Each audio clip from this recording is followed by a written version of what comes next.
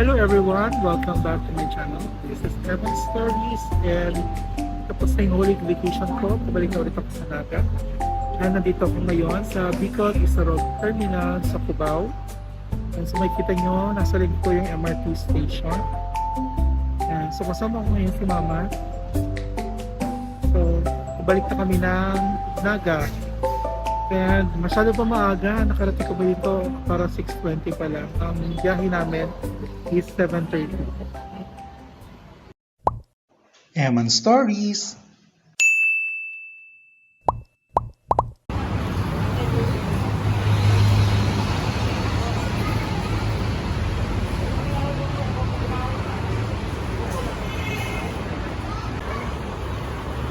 For now, hindi naman ganun karami yung mga taong uuwi. But still, we're still waiting for the buses. Wala pa talaga.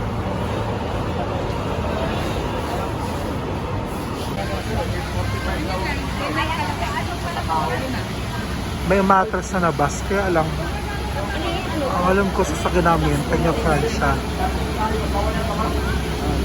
Hanggang ngayon, it's already 7:10, wala pang dumarating na bus. Ito pala yung katabi nito.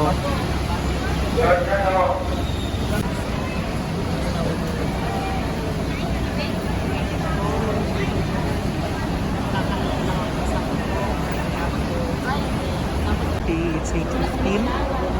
May mga nagdatingan na ng bus. So wala pang announcement kung ano yung bus namin dyan. Basta sasakyan namin is trip Z5. So for now, nagbababaan pa lang yung mga pasahero. Then, pag okay na siguro, mag-a-announce na pwede na kami sumakay.